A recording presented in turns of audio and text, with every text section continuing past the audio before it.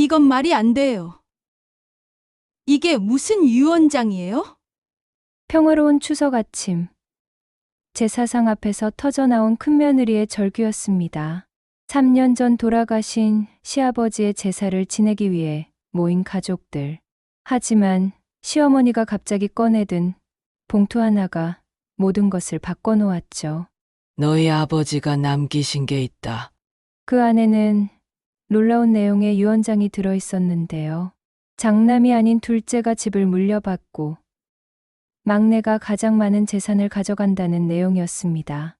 하지만 이상했어요. 글씨체도 다르고 종이도 최근에 산 것 같았거든요. 과연 이 유언장의 정체는 무엇일까요? 그리고 이 가족에게는 어떤 비밀이 숨겨져 있을까요? 지금부터 추석 제사상에서 벌어진 충격적인 진실을 함께 파헤쳐 보겠습니다. 그 전에 잠깐 1초만 투자해서 구독, 좋아요 버튼을 꾹 눌러주시면 영상 제작에 큰 힘이 됩니다. 지금 바로 시작하겠습니다. 2024년 9월 29일 추석 아침의 황혼마을. 구름 한 점 없는 맑은 하늘 아래 오래된 기와집 마당에는 벌써부터 분주한 발걸음이 이어집니다. 시아버지가 돌아가신 지 3년째. 제사만은 모두 모이자던 시어머니 김 여사의 부탁으로 온 가족이 모였습니다만 마음속 깊은 곳에는 서로 다른 생각들이 켜켜이 쌓여 있었죠. 큰며느리 영희는 새벽부터 일어나 부엌에서 바쁘게 손을 놀리고 있었습니다. 송편을 빚고 나무를 묻히는 손길이 익숙하면서도 어딘가 무거워 보입니다. 또 다시 시작이네. 속으로 중얼거리며 시루떡을 찜통에 넣는 영희의 표정에는 묘한 피로감이 스며 있었죠. 장손의 며느리라는 이름으로 항상 앞장서서 모든 일을 도맡아 해왔던 터라 이제는 당연하다는 듯 받아들이는 가족들의 시선이 때론 무겁게 느껴집니다. 마당에서는 둘째 아들 성호가 차를 닦고 있었습니다. 서울에서 내려온 그의 옷차림은 여전히 도시 냄새가 물씬 나죠. 형이랑 또 얼마나 눈치 볼까. 속으로 한숨을 내쉬며 걸레질하는 성호의 머릿속에는 복잡한 계산이 돌고 있었습니다. 아버지 돌아가신 후 집안 분위기가 예전 같지 않다는 걸 누구보다 잘 알고 있거든요. 큰아들 민수는 마당 한편에서 아버지의 영정사진을 꺼내어 정성스럽게 닦고 있었습니다. 3년 전 그 모습 그대로 미소 짓고 있는 아버지를 바라보며 민수는 말할 수 없는 그리움과 동시에 무거운 책임감을 느꼈죠. 아버지, 저희가 잘하고 있는 건가요? 마음속으로 묻지만 답은 돌아오지 않습니다. 막내 준호는 늦잠을 자고 일어나 부스스한 머리로 마당에 나왔습니다. 30이 넘었지만 아직도 막내 취급받는 것이 못마땅하면서도 한편으로는 편하기도 했죠. 오늘도 별일 없이 지나갔으면. 하품을 하며 바라본 가족들의 모습에서 뭔가 평소와 다른 긴장감을 느꼈지만 깊이 생각하지 않으려 합니다.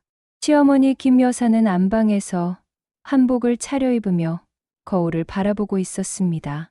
7순이 넘은 얼굴에는 세월의 흔적이 깊게 패여 있지만 오늘만큼은 특별히 단정하게 몸단장을 했죠. 오늘이야말로 이 얘기를 꺼내야 하는데 서랍 깊숙이 감춰둔 봉투를 만지작거리며 깊은 고민에 잠겨 있습니다.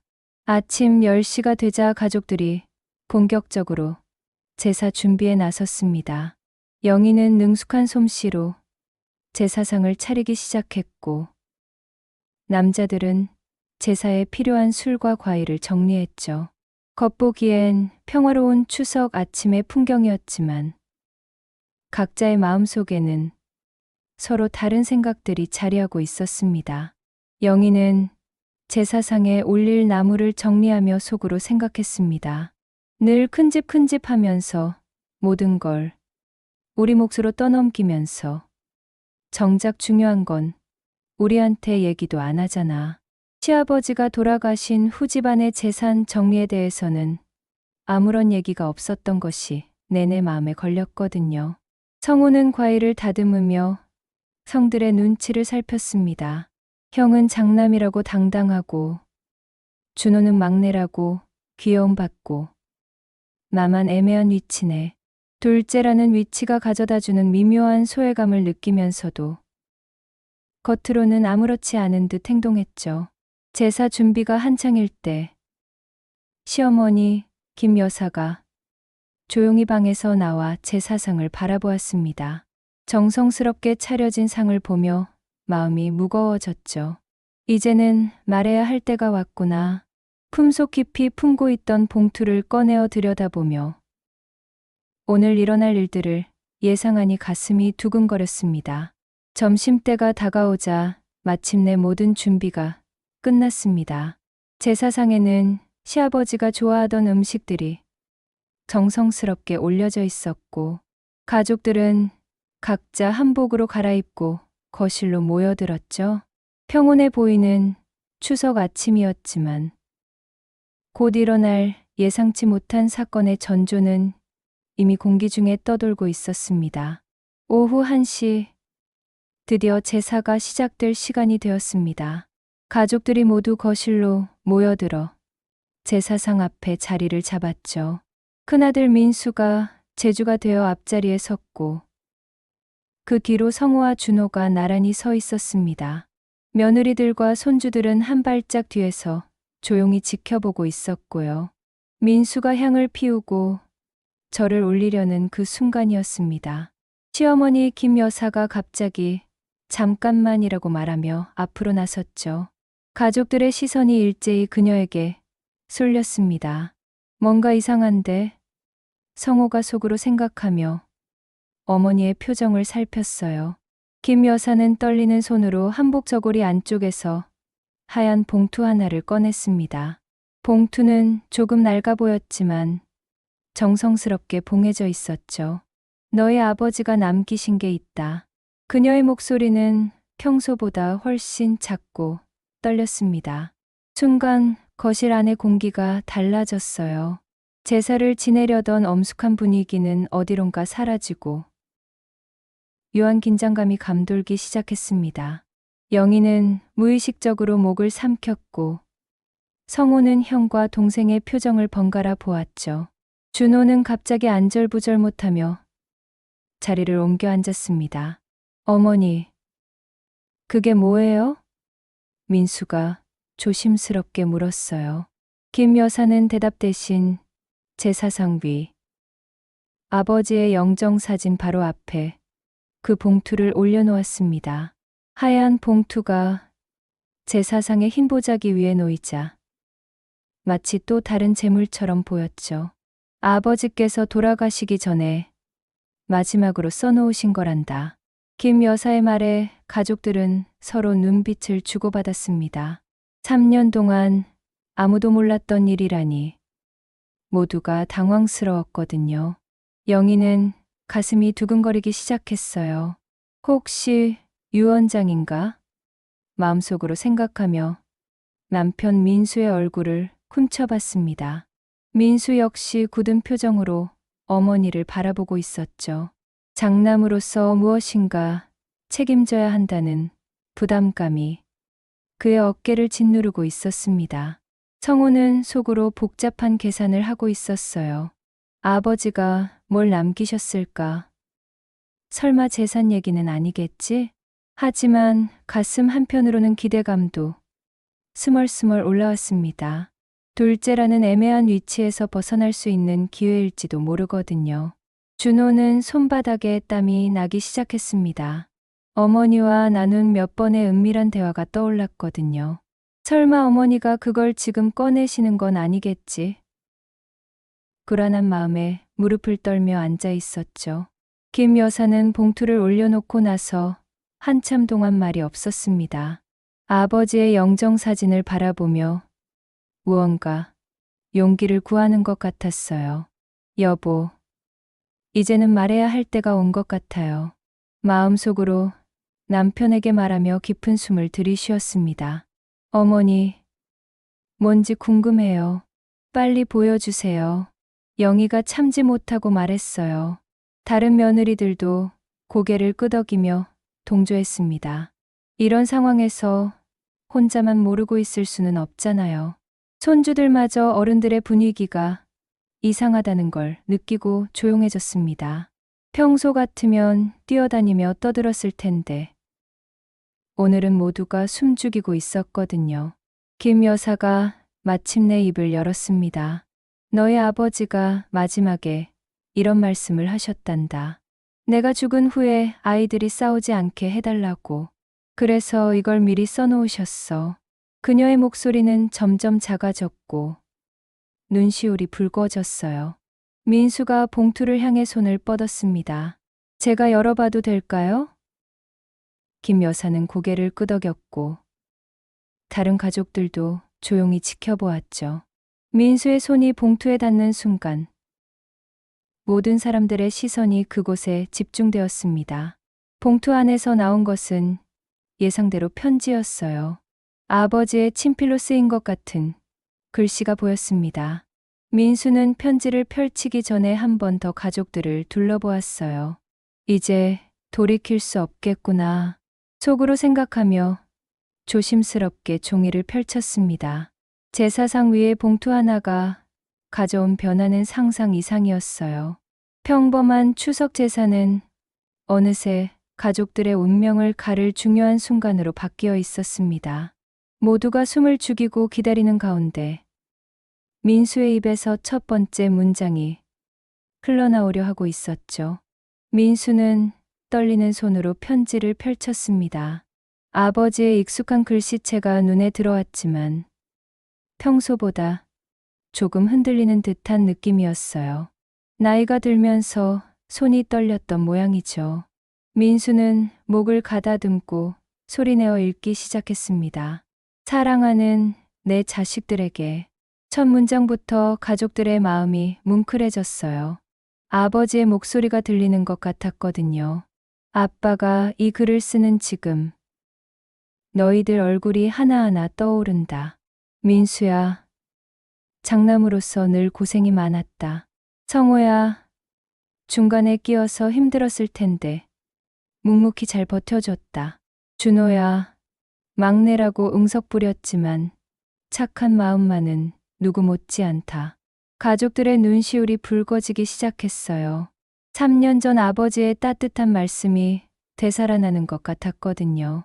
하지만 민수가 계속 읽어내려가자 분위기가 급격히 달라졌습니다. 이제 재산 얘기를 해야겠다.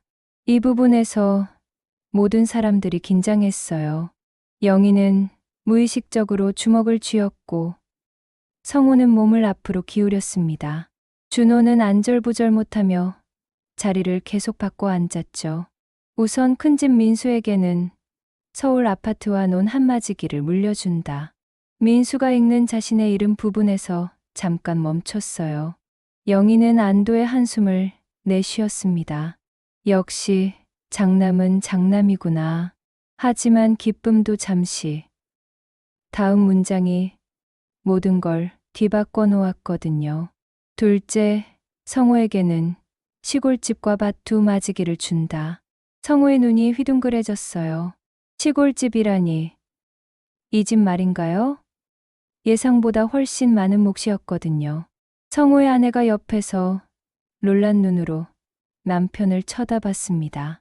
그리고 막내 준호에게는 민수의 목소리가 점점 작아졌어요. 준호는 가슴이 터질 것 같은 기분으로 형의 입술을 바라봤습니다. 논 2마지기와 현금 3천만 원. 그리고 할아버지 때부터 내려온 산한 자락을 물려준다. 순간 거실이 조용해졌습니다.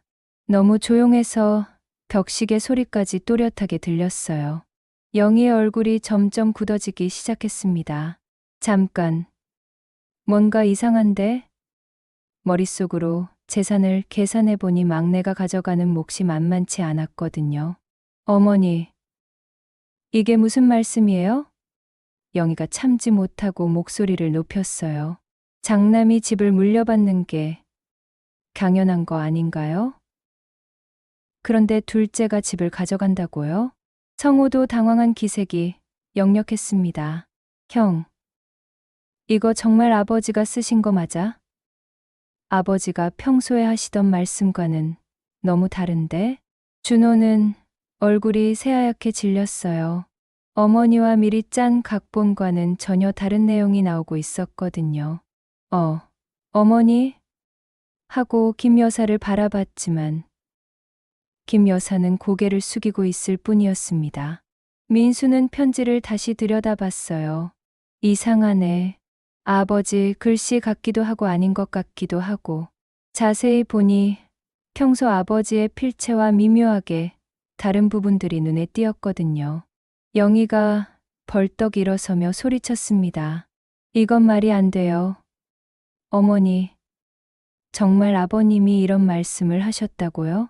장남 집안이 뭘 잘못했다고 이런 대우를 받아야 하는 거예요? 언니, 진정해요. 성우의 아내가 말렸지만 영희는 이미 화가 머리끝까지 올라 있었어요. 진정하라고요? 우리가 시부모님 모시고 제사 준비하고 명절 때마다 고생하면서 뭘 한 거예요? 준호가 떨리는 목소리로 말했어요. 형수님. 이건 아버지 뜻이니까. 하지만 그의 목소리는 확신에 차 있지 못했습니다. 왜냐하면 정말로 아버지가 쓴 것이 아니라는 걸 알고 있었거든요. 성우가 편지를 빼앗아 자세히 들여다봤습니다. 이 글씨 정말 아버지 글씨야? 의심스러운 눈초리로 어머니를 바라봤어요. 어머니, 혹시 무슨 사정이 있으신 거 아니에요? 김 여사는 더 이상 견딜 수 없다는 듯 손으로 얼굴을 가렸습니다. 너희 아버지가 마지막에 내게 부탁하신 거란다. 말로는 하기 어려우니까 글로 써달라고. 그럼 이건 할머니가 쓰신 거라는 말씀이에요? 영희가 날카롭게 물었어요. 김 여사는 대답하지 못하고 고개만 떨구고 있었습니다. 제사상 위의 음식들이 이제는 차갑게 식어가고 있었어요. 아버지를 기리려던 제사는 어느새 재산 분쟁의 현장으로 변해버렸습니다. 가족들 사이에는 의심과 불신이 자리 잡기 시작했고 평화롭던 추석 오후는 걷잡을 수 없는 혼란 속으로 빠져들고 있었죠. 영희는 더 이상 참을 수 없다는 듯 제사상 앞에서 벌떡 일어났습니다. 이건 정말 말이 안 돼요. 이게 무슨 유언장이에요? 그녀의 목소리는 점점 높아졌고 손주들이 무서워하며 엄마 뒤로 숨었어요. 민수가 아내를 진정시키려 했지만 소용없었습니다. 영희야, 일단 어머니 말씀을 끝까지 들어보자. 하지만 영희는 이미 화가 폭발 직전이었거든요. 오빠도 참 한가하시네요. 우리가 얼마나 손해보는지 모르세요? 성우가 편지를 다시 자세히 들여다보며 말했어요. 이 글씨체 정말 이상해요. 아버지가 평소에 쓰시던 글씨와 너무 달라요. 특히 이 부분 보세요. 손가락으로 가리키며 형들에게 보여줬습니다. 아버지는 준호라는 이름을 쓸 때 항상 흡받침을 이렇게 길게 빼셨는데 여기는 완전히 다르네요. 준호는 식은땀을 흘리며 자리에서 일어났습니다. 형들, 그건 아버지가 아프셔서 손이 떨리셨나 봐요. 하지만 그의 변명은 설득력이 없었어요. 목소리도 떨리고 있었거든요. 준호야, 뭔가 숨기는 거 있지? 성우가 날카롭게 물었습니다. 아버지 돌아가시기 전에 어머니랑 자주 비밀 얘기하던 거 다 봤어. 그때 이런 계획을 세운 거야? 김 여사가 떨리는 목소리로 말했어요. 아니다. 그게 아니야. 정말 너희 아버지 뜻이었어. 다만 직접 쓰시기 어려우셔서 내가 대신. 하지만 말끝을 흐리며 더 이상 변명하지 못했습니다. 영희가 손뼉을 치며 소리쳤어요. 역시 그렇군요. 위조 유언장이었어요. 어머니가 막내 아들 편들려고 꾸며낸 거였다고요. 그녀의 얼굴은 분노로 일그러져 있었습니다. 형수님, 그런 말씀은 너무 하시는 거 아니에요? 준호의 아내가 나서서 말했지만 영희의 화는 쉽게 가라앉지 않았어요. 너무해? 지금 우리가 당하고 있는 게 더 너무한 거 아니야? 민수가 머리를 감싸며 한숨을 내쉬었습니다. 이런 일이 벌어질 줄 알았으면 장남으로서 가족을 화목하게 이끌어야 한다는 부담감이 그를 짓눌렀어요. 하지만 이런 상황에서 어떻게 해야 할지 막막했습니다. 성호는 편지를 탁자에 내려놓으며 말했어요. 어머니, 정직하게 말씀해 주세요. 이거 정말 아버지가 말씀하신 내용이에요? 아니면 어머니 생각이에요? 그의 눈빛에는 실망감이 가득했습니다. 준호가 무릎을 꿇고 어머니 앞에 앉았어요. 어머니, 이제 그만 진실을 말씀해 주세요. 형들한테 미안해요. 그의 목소리는 떨리고 있었고 눈에는 눈물이 고여 있었습니다. 진실이 뭔데? 영희가 비웃듯 말했어요. 처음부터 다 거짓말이었잖아요. 시아버지, 이름 팔아서 재산 빼돌리려는 속셈이었다고요. 김 여사가 갑자기 울음을 터뜨렸습니다. 내가 잘못했다. 하지만 준호가 빚이 너무 많아서 그냥 놔둘 수가 없었어. 마침내 진실의 일부가 드러나기 시작했어요. 빚. 성호가 놀란 듯 물었습니다. 준호가 빚이 얼마나 있는데? 준호는 고개를 들지 못하고 바닥만 바라보고 있었어요. 2억이야. 사업 실패로. 준호가 겨우 입을 열었습니다. 가족들이 모두 충격에 빠졌어요. 2억이라는 큰 금액을 아무도 예상하지 못했거든요.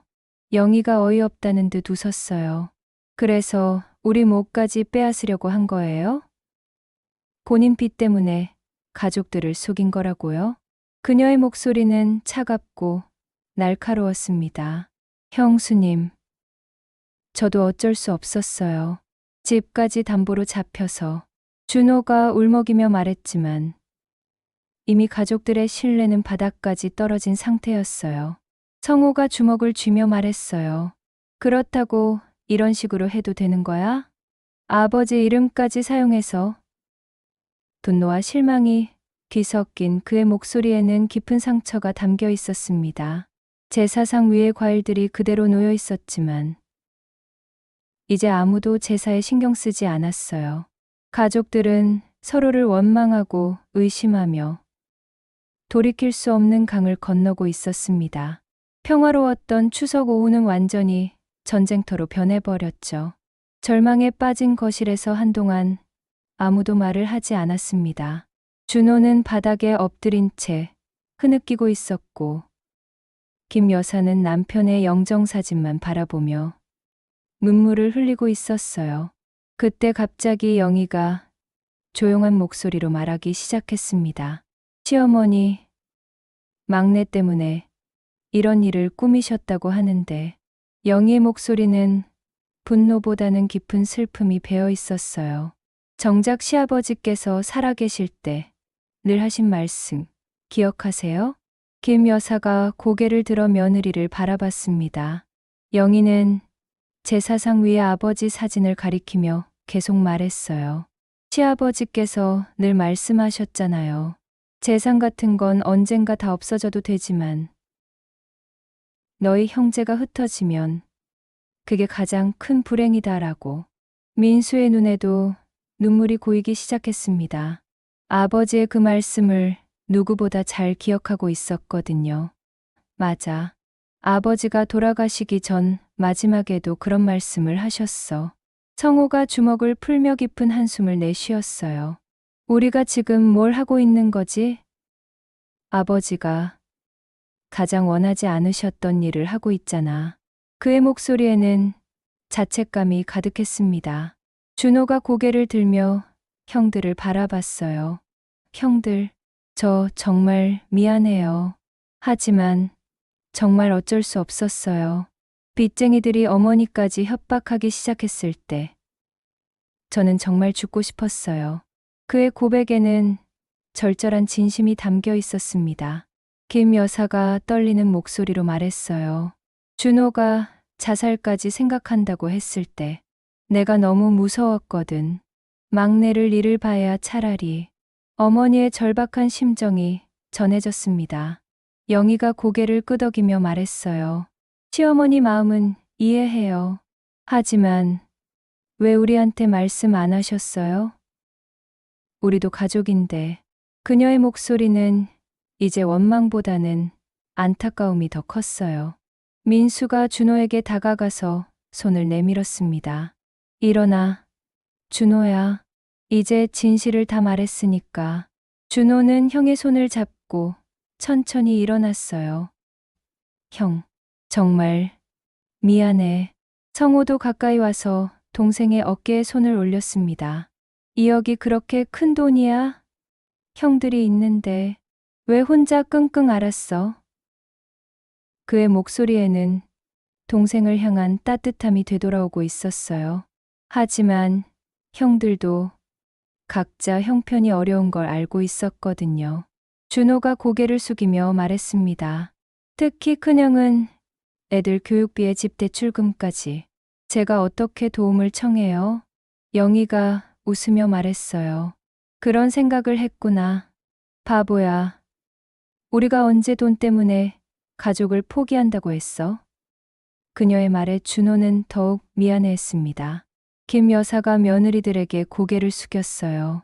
며느리들아, 내가 너무 잘못했다. 특히 영희야. 내가 제일 서운했을 거야. 장남 며느리인데 이런 식으로 대접받아서. 시어머니, 이제 그런 말씀 마세요. 영희가 시어머니의 손을 잡았습니다. 저도 처음엔 화가 많이 났지만 이제 이해해요. 어머니도 준호도 정말 힘들었겠구나 싶어요. 성호의 아내도 나서서 말했어요. 맞아요. 우리가 서로 조금씩만 마음을 열었다면 이런 일은 없었을 텐데. 그녀의 말에 모두가 고개를 끄덕였습니다. 민수가 가족들을 둘러보며 말했어요. 이제 어떻게 할까? 준호 빚 문제부터 해결해야 하는데. 장남다운 책임감이 다시 살아나고 있었어요. 형, 제가 알아서 할게요. 이미 형들한테 피해를 많이 줬는데. 준호가 사양했지만 성호가 고개를 저었습니다. 가족인데 무슨 피해야? 우리가 힘을 합치면 못 해결할 일이 없어. 김 여사가 눈물을 닦으며 말했어요. 너희 아버지가 정말 원하셨던 게 이거구나. 형제들이 서로 도우며 사는 것. 그녀의 말에 모든 사람이 아버지의 영정사진을 바라봤어요. 영희가 일어서서 제사상을 정리하기 시작했습니다. 이제 다시 제대로 제사를 지내야죠. 시아버지께 죄송하다고 인사드리고 다른 가족들도 하나둘 일어나서 도왔어요. 준호가 형들에게 다시 한번 고개를 숙였습니다. 형들, 정말 고마워요. 그리고 앞으로는 절대 이런 일 없을게요. 뭔 일이 있어도 솔직하게 말할게요. 그의 다짐에 형들은 따뜻하게 미소 지었어요. 차가웠던 거실에 다시 온기가 돌기 시작했습니다. 비록 힘든 과정을 거쳤지만 오히려 가족들은 서로를 더 깊이 이해하게 되었어요. 진실한 대화가 얼마나 중요한지 때다른 순간이었습니다. 화해의 분위기가 무르익어가는 듯했지만 갑자기 성호가 심각한 표정을 지으며 말했습니다. 잠깐. 그런데 이 문제를 어떻게 정리할 거야? 위조 유언장 일 말이야. 모든 사람들이 다시 긴장했어요. 법적인 문제는 여전히 남아 있었거든요.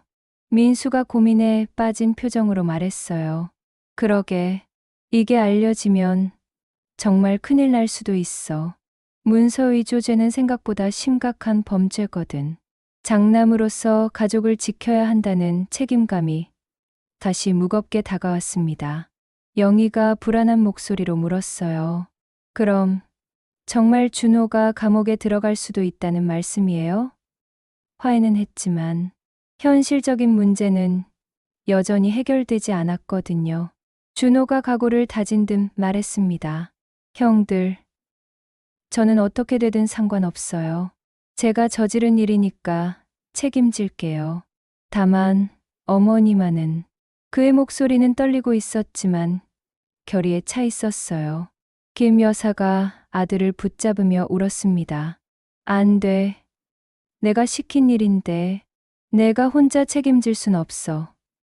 어머니의 절규에 모든 사람들의 마음이 무거워졌어요. 그때 성호가 갑자기 벌떡 일어나며 소리쳤습니다. 이대로는 안 돼. 법적으로 가자. 모든 사람들이 놀란 표정으로 그를 바라봤어요. 성호야, 무슨 소리야? 민수가 당황하며 물었습니다. 아니야, 형. 내 말은 정식으로 유산 분할 협의를 하자는 거야. 성호의 말에 가족들이 조금씩 이해하기 시작했어요. 위조 유언장 대신에 우리가 직접 합의해서 재산을 나누자고. 영희가 고개를 끄덕이며 말했어요. 그게 좋겠어요. 시아버지 진짜 뜻을 우리가 알아서 정하는 거죠. 그녀의 말에 다른 가족들도 동의하는 기색을 보였어요. 하지만 민수가 걱정스러운 표정을 지었습니다.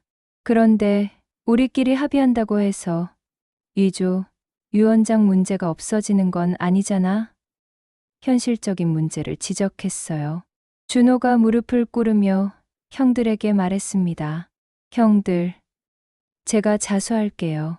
그리고 벌금이든 뭐든 받을게요. 더 이상 이 문제로 가족이 고통받는 건 싫어요. 그의 결연한 모습에 모든 사람이 숙연해졌어요. 자수. 김 여사가 깜짝 놀라며 말했어요. 그럴 필요까지야. 하지만 준호는 이미 마음을 정한 듯 했습니다. 성호가 동생의 어깨를 잡으며 말했어요. 준호야, 그런 극단적인 방법 말고 다른 길을 찾아보자. 우리가 힘을 합치면 분명 해결책이 있을 거야. 형제 간의 끈끈한 정이 느껴지는 순간이었어요. 영희가 갑자기 아이디어를 내며 말했어요. 그냥 이 위조 유언장을 없애버리면 어때요? 아무도 모르는 일이잖아요. 하지만 민수가 고개를 저었어요. 그래도 잘못은 잘못이야. 깨끗하게 정리해야 해. 김 여사가 떨리는 목소리로 말했어요. 내가 경찰서에 가서 모든 걸 털어놓을게. 내가 주동자니까. 어머니의 말에 모든 자식들이 깜짝 놀랐어요. 어머니, 안 돼요. 준호가 어머니를 붙잡았어요. 제가 할게요. 어머니는 저 때문에 이런 일에 휘말린 거잖아요. 모자 간의 안타까운 대화가 이어졌습니다. 민수가 심각하게 고민하다가 말했어요. 우선 변호사랑 상의해보자. 어떻게 하는 게 가장 좋은지. 장남다운 신중함을 보여줬어요. 성호가 손뼉을 치며 말했어요. 맞아. 우선 전문가 의견을 들어보고 결정하자. 우리끼리 고민만 해서는 답이 안 나와. 그의 제안에 모든 사람들이 동의했어요. 준호가 고개를 들며 말했어요. 형들, 정말 고마워요. 이런 일을 저질렀는데도 저를 포기하지 않아줘서. 그의 눈에는 감사와 미안함이 동시에 담겨 있었어요. 영희가 일어서서 제 사상을 다시 보며 말했어요. 일단 오늘은 시아버지 제사부터 제대로 지내드리자. 그리고 내일부터 차근차근 해결해 나가고. 그녀의 말이 가장 현명했어요. 김 여사가 며느리들에게 고마움을 표했어요. 며느리들아, 정말 고맙다. 너희가 있어서 우리 가족이 버틸 수 있는 것 같아. 시어머니의 진심 어린 말에 며느리들도 눈물을 글썽였어요. 하지만 여전히 모든 문제가 해결된 건 아니었어요. 법적인 문제와 준호의 빚 문제는 남아 있었고, 앞으로 어떤 어려움이 기다리고 있을지 아무도 알 수 없었습니다. 그래도 가족들은 이제 함께 맞서기로 마음먹었어요. 3개월이 지난 2024년 12월 말. 다시 모인 가족들의 모습은 추석 때와는 사뭇 달랐습니다. 거실에는 여전히 아버지의 영정사진이 자리하고 있었지만 이번에는 평화로운 분위기 속에서 차례상을 준비하고 있었어요. 영희는 예전처럼 혼자 모든 일을 도맡지 않고 다른 며느리들과 함께 음식을 나르고 있었습니다. 준호는 법정에서 집행유예를 선고받았어요. 자수했다는 점과 가족들의 탄원서, 그리고 진심 어린 반성 덕분에 실형은 면할 수 있었거든요. 무엇보다 형들이 함께 나서서 준호의 빚 문제를 해결해 준 것이 큰 도움이 되었죠. 준호야, 이제 정말 마음 편해? 성호가 동생의 어깨를 두드리며 물었어요. 준호는 환한 미소를 지으며 고개를 끄덕였습니다. 형, 정말 고마워요. 형들이 아니었다면. 그의 목소리에는 진심 어린 감사가 담겨 있었어요. 민수는 회계사와 함께 아버지의 재산을 정확히 파악한 후 형제들과 공정하게 나누기로 합의했어요. 장남이라고 다 가져가는 시대는 지났죠. 영희가 웃으며 말했습니다. 시어머니 부양은 우리가 함께 하기로 했으니까 이게 더 공평해요. 김 여사는 며느리들 앞에서 깊이 사과했어요. 내가 정말 잘못 생각했구나. 혼자서 모든 걸 해결하려고 했던 게. 그녀의 말에 영희가 시어머니의 손을 잡으며 말했습니다. 어머니, 이제 그런 말씀 마세요. 우리가 진짜 가족이 된 것 같아서 더 좋아요. 성호의 아내가 차례상에 올릴 과일을 다듬으며 말했어요. 이번 일로 우리 모두 많이 배운 것 같아요. 서로에게 솔직하게 말하는 게 얼마나 중요한지. 다른 가족들도 고개를 끄덕이며 동의했습니다. 준호의 아내는 남편의 변화된 모습을 보며 안도하고 있었어요. 여보가 이제는 뭐든 저한테 먼저 상의해요. 예전처럼 혼자 끙끙 앓지 않고. 그녀의 말에 준호가 미안한 듯 고개를 숙였습니다. 드디어 차례를 지낼 시간이 되었어요. 이번에는 형제들이 나란히 서서 함께 절을 올렸습니다. 누가 먼저, 나중이 아니라 모두가 평등하게 아버지를 기렸죠. 아버지, 저희가 이제야 아버지 말씀을 제대로 이해한 것 같아요. 민수가 마음속으로 아버지께 말씀드렸어요. 차례가 끝나고 가족들이 둘러앉아 이야기를 나누고 있을 때 김 여사가 조용히 말했어요. 너희 아버지가 살아계셨다면 참 기뻐하셨을 거야. 형제들이 이렇게 화목하게 지내는 모습을. 그녀의 말에 모든 사람들이 아버지의 영정사진을 바라봤어요. 준호가 일어서서 형들에게 술을 따르며 말했어요. 형들, 제가 앞으로 평생 갚아나가야 할 은혜예요. 정말 고맙습니다. 그의 진심 어린 말에 형들도 감동했어요. 은혜라니, 우리가 가족인데. 성호가 웃으며 대답했어요.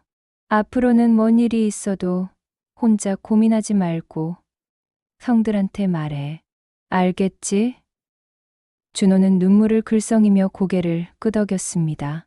영희가 시어머니께 술잔을 올리며 말했어요. 어머니, 처음에는 정말 화가 많이 났었는데 지금 생각해보니 어머니도 참 힘드셨겠어요. 김 여사는 며느리의 따뜻한 마음에 눈물을 흘렸어요. 우리 이제 진짜 가족다운 가족이 된 것 같지 않아? 성호의 아내가 밝게 웃으며 말했어요. 모든 사람들이 동의하며 웃음을 터뜨렸습니다. 웃음소리가 집 안가득 퍼져나갔어요. 손주들도 어른들의 화목한 모습을 보며 행복해했어요. 할아버지, 우리 가족 모두 사이좋게 지낼게요. 가장 어린 손주가 영정사진을 향해 말했습니다. 그 순간 모든 어른들의 눈시울이 붉어졌어요. 해가 저물어가는 겨울 저녁, 가족들은 여전히 함께 앉아 이야기를 나누고 있었습니다. 비록 힘든 과정을 거쳤지만 오히려 그 과정을 통해 더욱 단단한 가족이 될 수 있었어요. 진실한 대화와 서로에 대한 이해가 얼마나 소중한지 깨달았거든요. 민수가 창밖을 바라보며 생각했어요. 아버지, 저희가 드디어 아버지가 원하시던 가족이 되었어요. 아버지의 영정사진에서는 여전히 따뜻한 미소가 가족들을 지켜보고 있었습니다.